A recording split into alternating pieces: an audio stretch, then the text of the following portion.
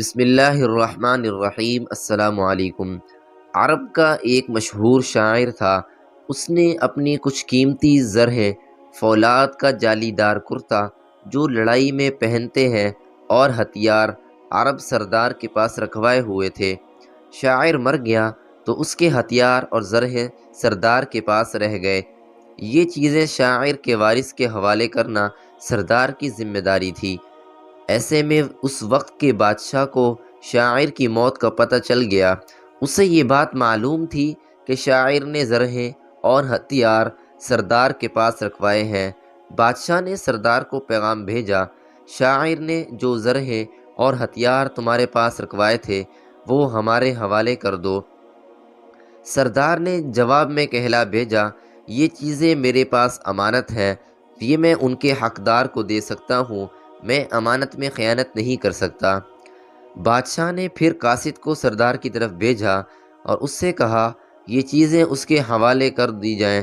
سردار نے پھر انکار کیا اور اپنا پہلا والا جواب دہرایا، اور اس بار اس نے یہ بھی کہلوایا، اپنے عہد کو پورا کرنا مجھ پر واجب ہے، میں یہ امانت آپ کے حوالے نہیں کر سکتا۔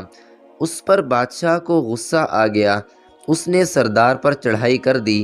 سردار کو اطلاع ملی تو وہ اپنے قلعے میں چلا گیا، قلعے کا دروازہ بند کر لیا۔ بادشاہ کی فوج نے قلعے کو گھیرے میں لے لیا۔ اللہ کا کرنا ایسا ہوا کہ سردار کا بیٹا قلعے سے باہر رہ گیا۔ بادشاہ نے اسے پکڑا اور قید کر دیا۔ پھر بادشاہ نے قلعے کا چکر لگایا اور چیخ کر سردار کو آواز دی، سردار میری بات سنو۔ سردار نے قلعے کے اوپر سے جھانکا۔ بادشاہ نے کہا، سردار ہم نے تمہارے بیٹے کو پکڑ لیا ہے، دیکھ لو یہ پاس کھڑا ہے، اگر تم مجھے وہ ہتھیار اور زرہیں دے دو تو میں یہاں سے واپس لوٹ جاؤں گا اور لڑکا تمہارے حوالے کر دوں گا، اگر تم نے یہ چیزیں دینے سے انکار کیا تو تمہارے بیٹے کو ذبح کر دوں گا۔ یہ منظر تم اپنی آنکھوں سے دیکھو گے، اب جو بات پسند ہو اس کو اختیار کر لو۔ یہ سن کر سردار نے کہا، میں اپنے عہد کو پورا کروں گا، اپنی وفا کو نہیں چھوڑوں گا، جو تیرا جی چاہے وہ کر۔ بادشاہ نے سردار کی آنکھوں کے سامنے اس کے بیٹے کو قتل کر دیا۔ اس کے بعد بھی قلعے کا محاصرہ جاری رہا۔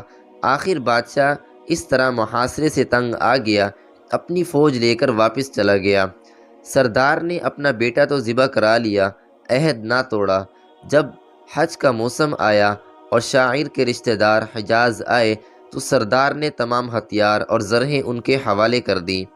اس نے اپنے وعدے کو اپنے بیٹے کی زندگی سے عزیز جانا، اس لیے عرب میں وفا کی مثال اس سردار کے نام سے مشہور ہوئی۔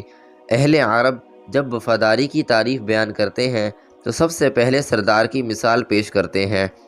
فائدہ: وہ وعدہ ہی کیا جو پورا نہ ہو، وہ امانت دار کیوں کہلائے جو امانت کی حفاظت نہ کر سکے۔ اللہ تعالیٰ خود فرماتے ہیں، وَأَوْفُوا بِالْعَهْدِ، ترجمہ، اور وعدے پورے کرو۔ اس لیے ہمیں بھی چاہیے کہ کسی سے وعدہ کریں تو پورا کریں، کوئی امانت رکھوائے تو اس کی امانت کی حفاظت کریں۔